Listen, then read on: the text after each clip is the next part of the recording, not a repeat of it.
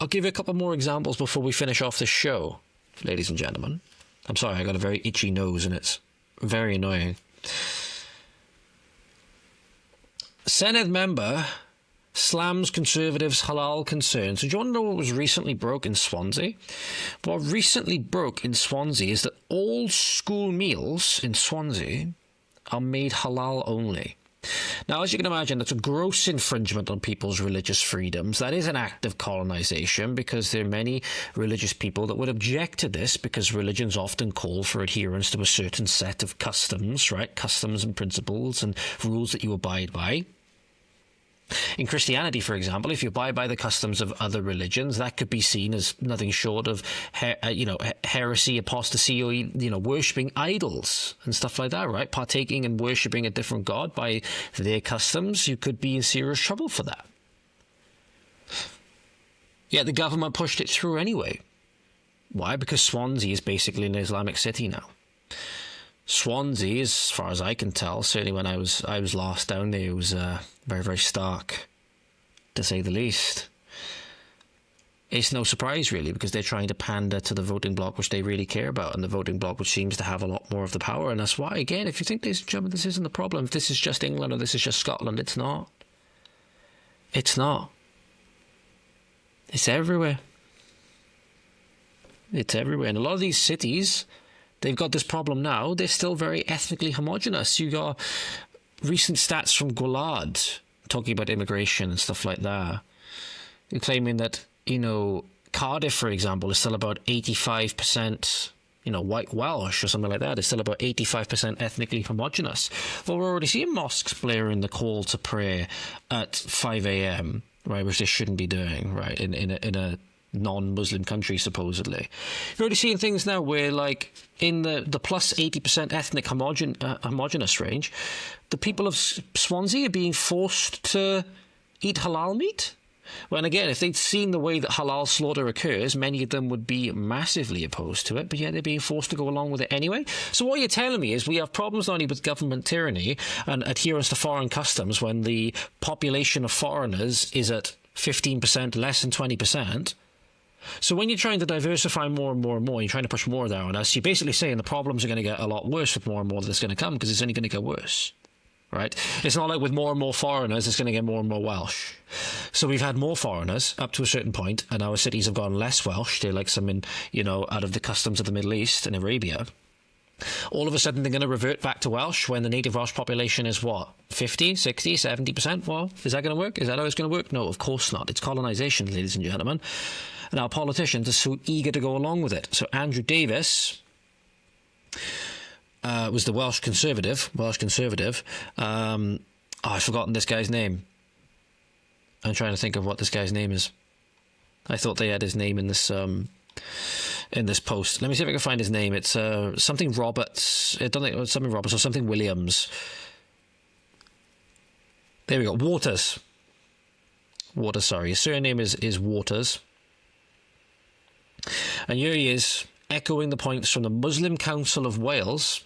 Tell me why that's a thing, ladies and gentlemen. Again, still a relatively homogenous country in terms of ethnicity, but yet we have a Muslim Council of Wales, ladies and gentlemen. So already, with the little immigration that we've had, we're seeing these problems. That's truly an indictment on immigration, really, of any kind, that is not European or in some kind of ethnic and cultural relationship with ourselves, ladies and gentlemen. That is truly a massive indictment indeed. But here is... I've lost it a moment. Sorry, ladies and gentlemen. Bear with me. Video coming on screen now. He suggested children were being forced to eat halal meat without evidence, even when the Muslim Council of Wales warned of the real consequences on our streets of what they called ham-fisted attempts at dog-whistle racism. He was still unrepentant. Hold on. Did you hear that, ladies and gentlemen? So obviously it was only a short clip. This is the only clip I've been able to access at the moment. He was unrepentant, you say? Notice that very key choice of words there, ladies and gentlemen. Supposedly a secular liberal democracies scolding Andrew Davis of the Welsh Conservatives for being unrepentant, for noting that all of the school meat in Swansea is being made halal. And then this guy, who's supposedly Swansea's representative, comes out and echoes the talking points of the Muslim Council of Britain, or Muslim Council of Wales. Which one was it? Was it the Muslim Council of Britain? Muslim Council of Wales, even. Controversial statement number one, or controversial statement number 101, whatever you want to say, ladies and gentlemen. I don't think there should be a Muslim Council of Wales. I think it's anti-Wales to have a Muslim Council of Wales. And it really does sadden me to hear about how our government has capitulated in this way, and how many animals are needlessly suffering in this way because of this capitulation to Islam and the Muslim Council of Wales.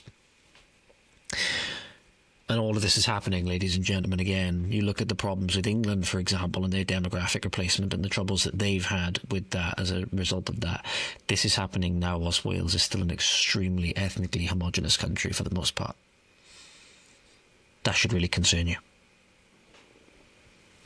That should really concern you, and why you should be absolutely pushing for remigration and a return to another set of norms and customs to govern society, because this will devour us all if this is allowed to grow. This will devour us all, I can promise you that, and our government doesn't intend to stop it, because they're banking on these people continuing to vote for them, continuing to fund their initiatives, or continue to giving them initiatives to fund, to further indoctrinate people via charities and all of these things. Made no mistake, they don't plan on stopping, ladies and gentlemen. But who's obviously the main fault, ladies and gentlemen? Obviously, the fault, in the eyes of the Senedd, is the white man. Shouldn't surprise you. Dawn Bowden, again, another liberal female, going with the in thing nowadays, which is anti-white discrimination, said she was dismayed to see 7 white men form the cabinet of a local council. So, in, as I said, a very ethnically homogenous nation for the most part, she's upset to see the actual representation of the people in that nation in the council. Because obviously it never was about representation in terms of it being legitimately representative, ladies and gentlemen. It was about ham-fisting people into places where they shouldn't be. It's about ham-fisting people into places where they shouldn't be. Mark Drakeford then attacked the council for having, quote-unquote, diversity at a pretty low ebb. So this is where, again, for all the dog whistle racism, quote-unquote, that has nothing to do with racism, because, again, we're talking about a religion when we talk about halal slaughter and Islamic customs. We're not talking about race. But these people, ladies and gentlemen, as you'll see, are some of the most racist people that you can find. Except they try to hide it under the veil of anti-racism, because the world has somehow been convinced that you can't be racist to white people nowadays. And it's been used, as we know now, as we've known time and time again, the whole diversity, equity, inclusion thing has been used for furthering colonisation. Here's Dawn Bowden for you, ladies and gentlemen. I, along with many others, I'm sure, were dismayed to see the Vale of Glamorgan Council announce a new cabinet which consisted of 7 white men following the local council elections. It is disappointing to see that there will be one council in Wales where diversity is at a pretty low ebb. It is the only local authority in Wales where that will be the case. Utterly weak, disgusting, cretin, treasonous man. This might not actually be a bad thing, though, ladies and gentlemen, this whole thing that, the council is made up solely of white men, because if you have a look at some of the other Senedd members, I wasn't going to bring this, but I am going to now, some of the other Senedd members that are distinctly not white, they tend to campaign against what a lot of Welsh people would be for, namely the closure and an end to migrant hotels in the city. This is Liberal Democrat Imran Latif, voted against a motion calling for an end to migrant hotels in the city. Surprise, surprise, ladies and gentlemen. So just saying, don't mean to be that guy, maybe an all-Welsh council, an all-Welsh authority for the Welsh people in Wales is not such a bad thing. Video coming on screen now. This motion distracts us with far-right rhetoric, division, fear, and racism. So the public ignores the real culprits, and it uses the term illegal migrants. And if desperation were a crime, let me be clear, seeking asylum is not illegal. It is right enshrined in international law, including the 1951 Refugee Convention. To call these people illegal is not just inhuman, it is factually wrong. This motion paints asylum seekers as a burden, yet they make up a tiny fraction of our population.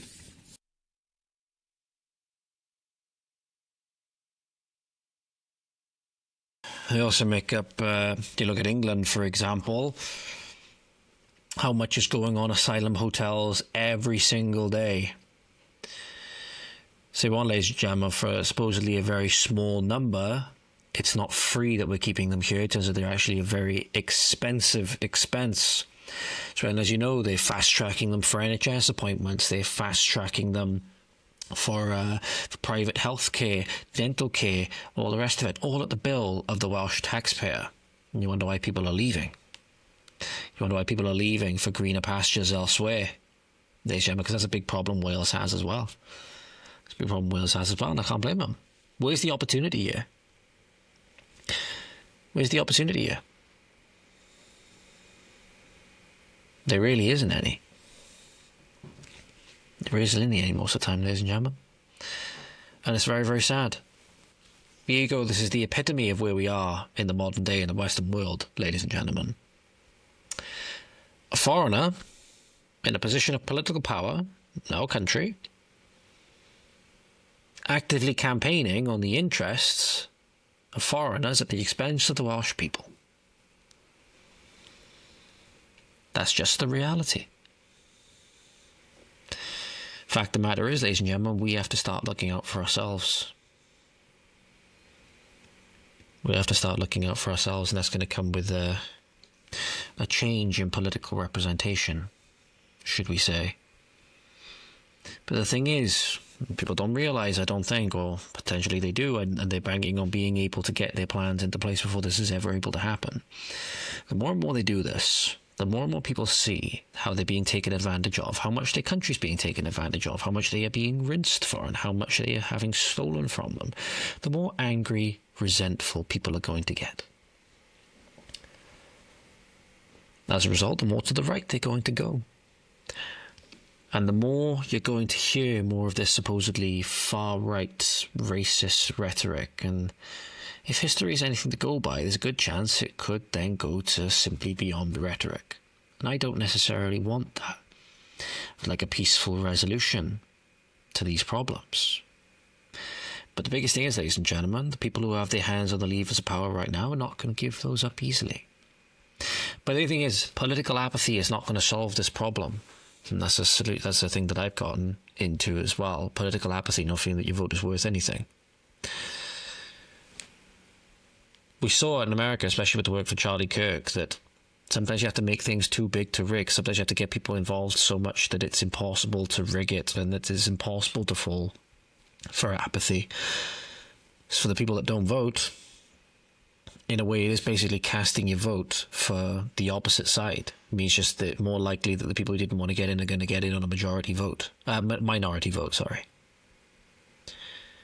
So we have a duty now, ladies and gentlemen, to not be politically apathetic. Especially because you never know. 2026 might be the last opportunity we get to right this. We've seen how quickly England has declined, right? Wales is a lot smaller. Wales is a lot smaller in terms of land and in terms of people.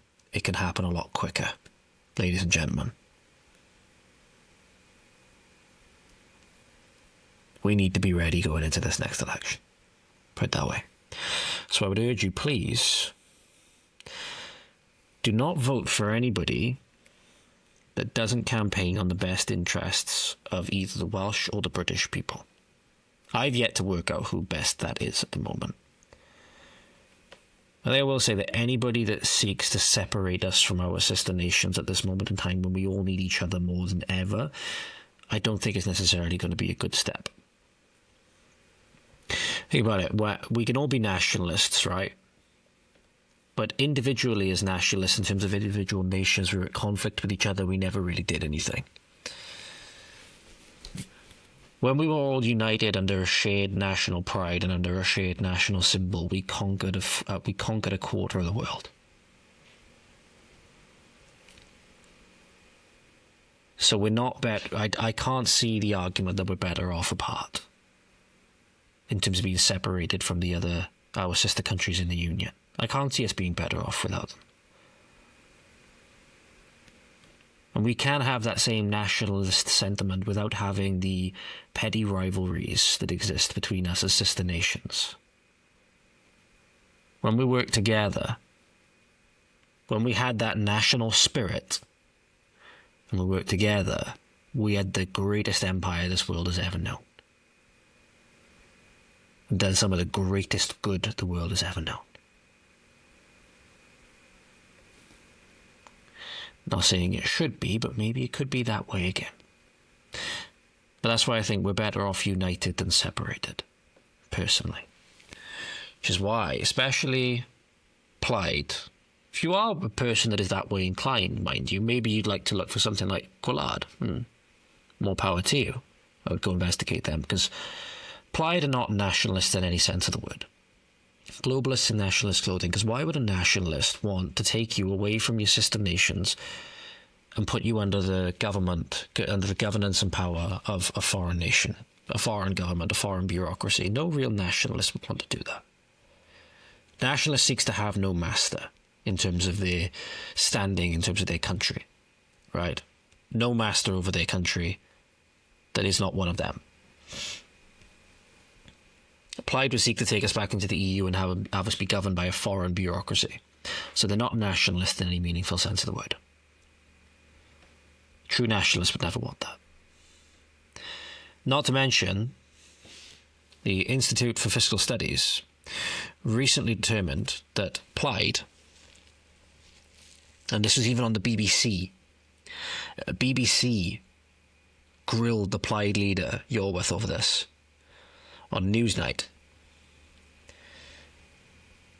Victoria Derbyshire challenged the Plaid leader on plans which would see Wales £1 billion worse off. And just have a look at him squirm. Just have a look at him, writhe in his seat as he really has no response to this. Now, this is only a full clip. Maybe you can go watch the full clip. If you have the full clip, ladies and gentlemen, send it to me and I can watch the full thing. It's just a clip that was shared online, obviously.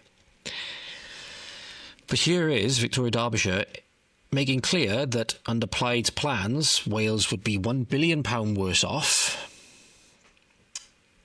And he really has no response. You would like the funding formula for Wales to change, which the Institute for Fiscal Studies says would actually mean £1 billion less for the people of Wales. No. You're obviously going to say that's not right, but this is the IFS saying that. No, I don't believe that. What we need to have... believe it? No, They're literally the IFS. No, what we need to have is absolute assurance within the way money is shared out by the Treasury that we're getting our fair share. And if you look at years of assessments, at what our needs are in Wales, we're talking about needs-based absolutely. policies And the here, IFS right? have looked at the needs base and they've worked out you get £1 billion less. Okay.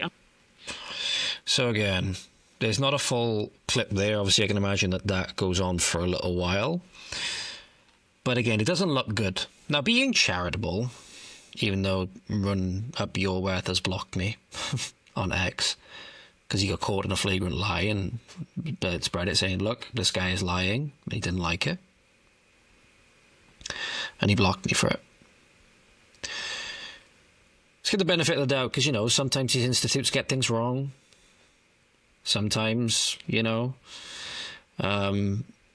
wrong for calculation or they're politically motivated or whatever. But usually a lot of these institutions and, any kind of politicization in the modern day usually goes the opposite way, usually goes in favor of the left. So I can't imagine that.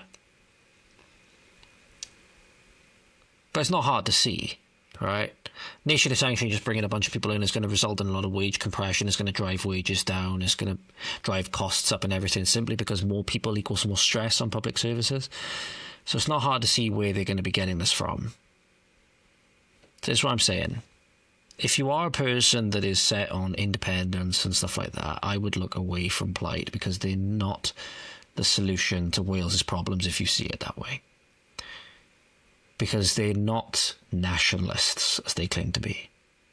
They're separatists. You can't even call them isolationists, because they don't want to isolate us in terms of being on the world stage, because they want us to be part of the EU bureaucracy, the EU tyranny, right? That's what they want. So you can't call them isolationists. They just want to stay out of everything, as again you could argue that a nationalist would in this context, aside from international trade and stuff like that. They're globalists. Just don't fall for it.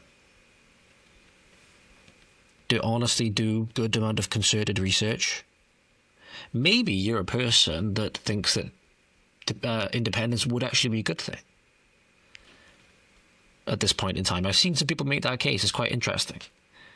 I'd love to have a talk about that. The only reason I wouldn't be for it is because I believe that we're better united together with our sister nations than separate. But I believe you can still have the nationalist sentiment with regards to that. I don't know, maybe that makes me a fake nationalist or whatever. I don't know. I'll leave that up to you guys to decide. If you enjoyed that clip, then make sure to go on over to the Voice of the Valleys X page at VOT_Valleys on X. We're also on Instagram at Voice of the Valleys. Make sure to like, share, subscribe, comment, all of that good stuff. Thank you so much, and we'll see you again soon. Godspeed.